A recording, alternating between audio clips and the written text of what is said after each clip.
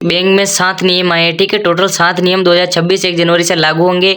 इसमें आपको सुविधा भी होगी और दुविधा भी होगी, दोनों चीज़ मैं आपको बारीकी से बताने वाला हूँ। वीडियो के अंत तक आपको बने रहना है, वीडियो को स्किप मत करना वरना पॉइंट चूक जाओगे। 7 नियम बड़े आने वाले हैं, ठीक है। तो बिना देर के आज की अपनी वीडियो चालू करते हैं। भारतीय बैंकिंग प्रणाली में होने वाले ये बदलाव डिजिटल सुरक्षा, मिनिमम बैलेंस और लोन प्रीपेमेंट जैसे श्रेणियों में किए गए, ठीक है। 3 ऑप्शनों में ये बता चुका हूँ, ठीक है। नए साल की शुरुआत के साथ ही बैंकों को नियमों को सख्ती से लागू करने के निर्देश दिए गए। भाई आगे से बैंकों के ऊपर प्रेशर डाल रहे हैं कि आपको ये 7 नए नियम बड़े आपको ऊपर लागू करने होंगे, ठीक है। इससे छोटी जनता को दुविधा होगी, बाकी किसी को कोई फर्क नहीं पड़ेगा। नीचे दी गई टेबल में आप इन बदलावों को संक्षिप्त विवरण में देख सकते हैं, वो मैं आपको बताने वाला हूँ। भाई नए नियम जो है वो किस दिन लागू होगा, कौन सी तारीख को लागू होगा? 1 जनवरी 2026 से ये लागू होंगे। नियम जारी करने वाली संस्था कौन सी होने वाली है? भारतीय रिजर्व बैंक। इससे छोटे लोगों को काफी बड़ी तकलीफ होगी, मैं बता दूंगा बाद में। मुख्य बदलाव होंगे 7 बड़े बैंकिंग नियम। लाभार्थी कौन होंगे? भाई सभी बैंक खाता धारक और लोन ग्राहक। लाभार्थ क्या होंगे? भाई क्या क्या इसके अंदर सुविधा दी गई है? सुविधा तो क्या है, वैसे लोगों को पागल बनाने का तरीका है, लालच तो देते ही है, ठीक है, सभी देते हैं, मेरे को इतना पता है। प्रमुख फोकस किसके ऊपर होगा? डिजिटल सुरक्षा और पारदर्शिता के ऊपर प्रमुख जो है होगा, ठीक है। नया हेल्पलाइन नंबर भी जारी किया है इन्होंने 1600, ठीक है। कितने बैंकों के लिए करा है? 3 बैंकों के लिए 1600 नंबर जारी किए हैं।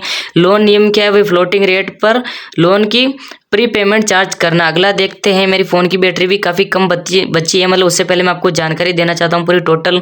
तो 1 जनवरी 2026 से डिजिटल पेमेंट के लिए 2 फैक्टर ऑथेंटिकेशन के नियमों में बड़ा बदलाव आ रहा है।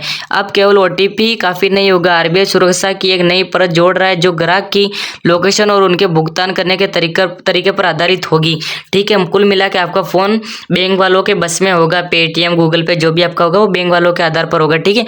वो जैसा चाहेंगे वैसा आप करोगे। अगर कोई व्यक्ति अचानक किसी नई जगह, नई डिवाइस से बड़ा ट्रांजेक्शन करेगा तो बैंक अतिरिक्त वेरिफिकेशन की मांग करेगा। इससे ऑनलाइन धोखाधड़ी और साइबर स्कैम पर लगाम लगने की उम्मीद है।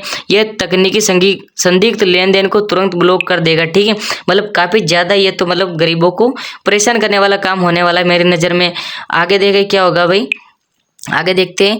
फ्लोटिंग रेट लोन पर कोई भी प्री पेमेंट चार्ज नहीं है, ये भी बढ़िया है। अगर आपने होम लोन या कार लोन लिया है तो आपके लिए एक अच्छी खबर है। नए नियमों के अनुसार फ्लोटिंग रेट लोन पर अब कोई प्री पेमेंट या फ्लोरक जो लोजर चार्ज नहीं लगेगा, ठीक है, एक्स्ट्रा चार्ज नहीं लगेगा उसका। यह नियम उन लोन पर लागू होगा जो 1 जनवरी 2026 के बाद स्वीकृत किए जाएंगे। 2025 वालों को नहीं, 2026 वालों को फायदा होने वाला जो लेंगे।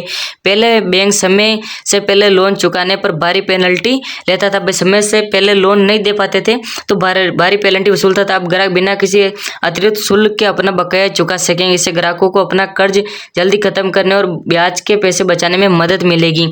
अगर आप थोड़ा लोन देने में लेट हो जाते हो तो आपको चार्ज नहीं देना पड़ेगा ऊपर, ठीक है, सीधा हिसाब ही होने वाला है। 3 बैंक कॉल्स के लिए 1600 नंबर जारी है।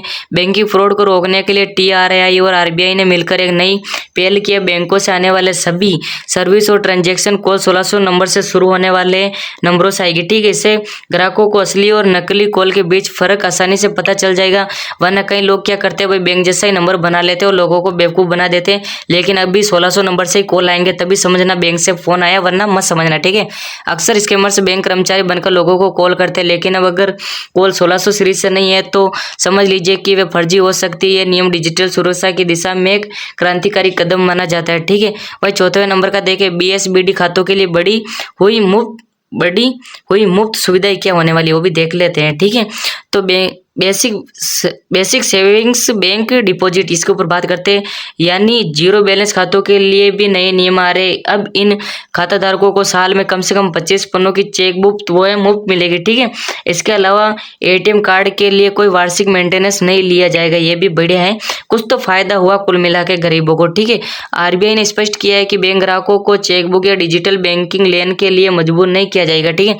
यह सुविधा केवल ग्राहकों की इच्छा दी जाएगी, ग्राहकों की इच्छा पर की जाएगी। साथ इन खातों में कम से कम 3.5% वार्षिक ब्याज देना अनिवार्य माना गया है।